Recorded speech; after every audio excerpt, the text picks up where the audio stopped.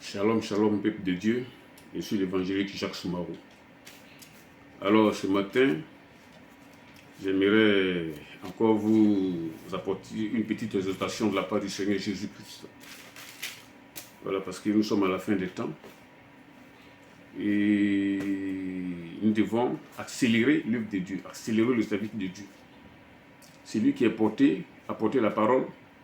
Tant qu'il a le souffle d'inspiration là, il n'est fait qu'à apporter la parole seulement de la part de Dieu. Le prophète aussi, si tu as quelque chose à dire de la part de Jésus, il faut le dire. Ceux qui sont portés à l'évangélisation aussi, il faut évangéliser. Parce que le temps viendra où personne ne pourra même pas lever le petit doigt comme ça pour faire une œuvre de Dieu. Voilà, ça c'est un conseil. Donc c'est maintenant qu'il faut travailler. Parce que le temps viendra maintenant même là. C'est très bientôt, hein? Personne ne pourra plus rien faire. Donc on va prier le Seigneur. Avant toute chose, Père Céleste, nous te rendons grâce pour tout ce que tu fais pour tes enfants. Je remets ce coup, message dans tes puissantes mains, afin, Seigneur, de nous donner, Seigneur, de marcher selon elle. Et c'est pas moi qui parle. Toi, Seigneur, tu utilises et tu es au Dieu, Seigneur, Père des hommes, pour apporter ta parole. Merci et que tu nous sois béni au nom de ton Fils, notre Seigneur Jésus. Amen. Alors, donc, le Seigneur nous exhorte donc à marcher selon sa parole. Sa bonne parole. Il est ici dit dans la parole de Dieu que, et que servira-t-il à un homme de gagner le monde s'il perdait son âme? Ou que donnera un homme en échange de son âme? Les gens n'ont pas idée de l'importance de l'âme. Et ils ne s'occupent que du corps humain sur la terre, c'est tout. Or, le corps n'est qu'une simple enveloppe qui va un jour retourner dans la terre dans laquelle il a été pris. Le corps va retourner un jour à la tombe. Mais là maintenant, où ira ton âme que tu négligeais? Voilà la vérité. Où ira ton âme que tu négligeais? Parce que l'âme, c'est la personnalité d'une personne. Le corps n'est qu'une enveloppe. Or, la contradiction de ce monde aujourd'hui, c'est que les gens prennent plus soin de leur enveloppe, c'est-à-dire de leur corps charnel qui sera jeté un jour, que de leur âme. Voilà la terrible nouvelle aujourd'hui. Donc, chers frères et sœurs, nous devons nous atteler à faire attention et à s'occuper de notre âme. Parce que tous nos gestes, nos paroles, ce que nous regardons, ce que nous faisons, ce que nous entendons, ce que nous parlons, seront retenus un jour contre nous le jour du jugement. C'est pour vous dire que l'homme n'est pas n'importe qui ou n'importe quoi. On a été fait à l'image de Dieu. Donc on n'a pas autorité, on n'est pas autorisé à faire n'importe quoi ou de dire n'importe quoi. Voilà. Donc on va reprendre encore la même parole ici. Toujours dans Matthieu 16, 26. Je répète ici. Et que servira-t-il à un homme de gagner le monde s'il perdait son âme? S'il perdait son âme, parce que la perte d'une âme là, c'est pas un aller-retour. Hein? C'est un aller définitif. C'est-à-dire, il n'y a plus de retour possible en arrière. Si une personne meurt comme ça, s'il perd son âme, c'est fini.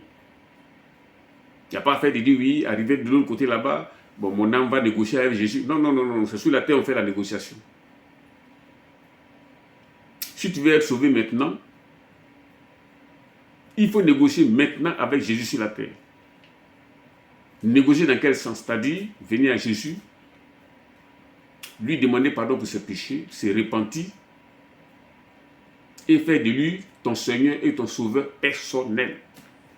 Voilà ce que la Bible nous demande. Voilà ce que Dieu nous demande.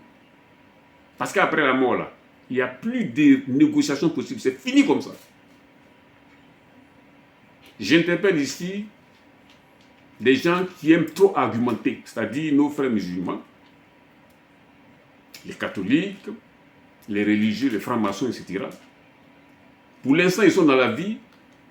La plupart de ces personnes vont à ces religions ou bien à ces loges-là pour avoir une situation sociale bien élevée.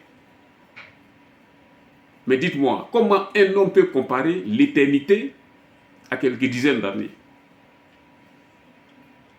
L'homme est tellement limité qu'il choisit de vivre une vie d'opulence pendant un certain temps sur la terre.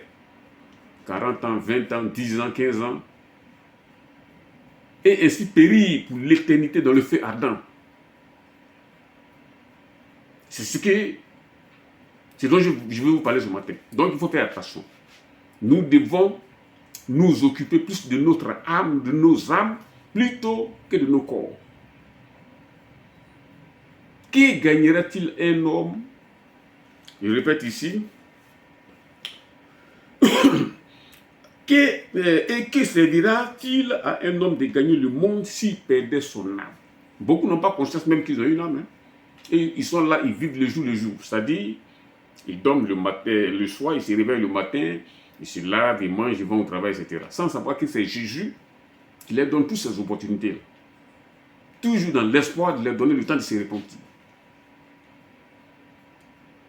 Tu te lèves le matin, d'abord le soir, avant de te coucher, tu ne pries pas. Tu ne remercies pas le Seigneur qui t'a donné la capacité de vivre toute cette journée-là. Tu te couches. Le matin, tu te lèves, tu ne remercies pas le Seigneur qui t'a réveillé le matin afin que tu vas à tes occupations. Et tu vas à tes occupations sans le remercier. Tu manges, tu ne remercies pas le Seigneur. On te paye, tu n'honores pas Dieu avec tes biens, etc., etc. L'homme n'est pas le fait du hasard. On a été fait à l'image de Dieu. Par conséquent, tous nos actes que nous posons, nous devons remercier Dieu. Pour les actes positifs, hein, pas pour les actes négatifs. Et tout ce que Dieu nous donne, nous devons lui rendre grâce et gloire. C'est lui qui nous a donné ces choses. Et nous ne nous appartenons pas, même pas nous-mêmes. Hein. On appartient à Dieu. Par conséquent, à chaque fois que nous avons un acte, nous devons rendre grâce à Dieu. Vous voyez? Donc aujourd'hui, ceux-mêmes qui sont chargés d'éduquer le peuple de Dieu, de nourrir le peuple de Dieu, les pasteurs, évangélistes, missionnaires, diacres anciens, docteurs, ont abandonné la mission première que Jésus les avait donnée et ils se sont livrés maintenant à la course à la matière, c'est-à-dire à la course au bien matériel. Ils ont abandonné les brebis. Résultat, on voit des pasteurs avec des embonpoints, des grosses voitures, des avions même maintenant. Et ils ont oublié le premier que Jésus les a donné de faire sur la terre. C'est-à-dire s'occuper des âmes. C'est pas pour rien qu'il est écrit dans la Bible que les hommes de Dieu, les pasteurs seront les plus sévèrement punis. C'est pour ça que c'est écrit. Donc j'invite ici les pasteurs, évangélistes, missionnaires, diacres anciens, docteurs, tout ça là, et même les chrétiens, à se remettre en cause et de se donner pleinement à Jésus-Christ. Parce que je le répète, les temps sont finis.